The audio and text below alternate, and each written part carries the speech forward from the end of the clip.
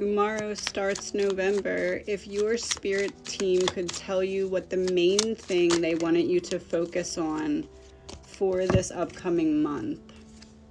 Some kind of holding your ground here when it comes to releasing some kind of pain.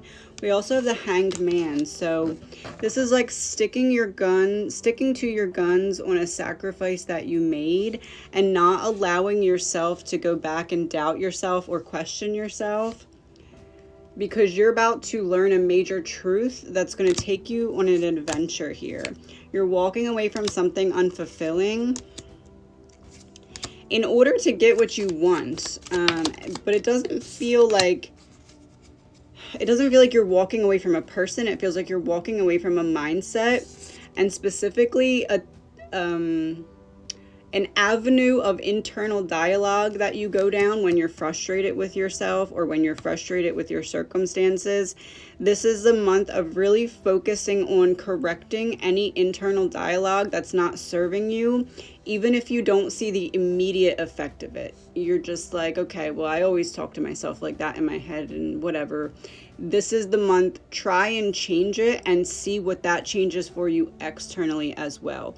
This is like catching yourself in the moment when you're starting to go down the route of internal dialogue that doesn't serve you. And basically what I mean by that is like the way that you talk to yourself, either when no one's around or in your own mind.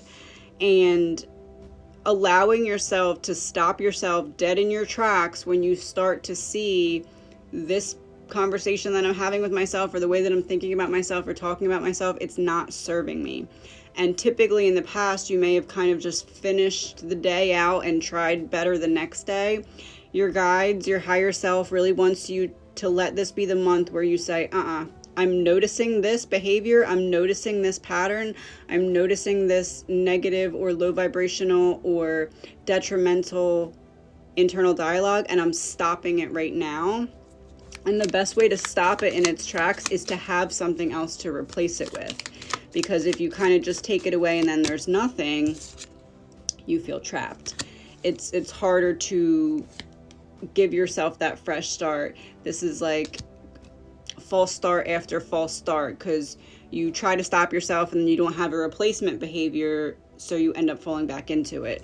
This is like, have maybe a specific affirmation that you listen to, maybe even a specific song. Pick one song for each week or something like that.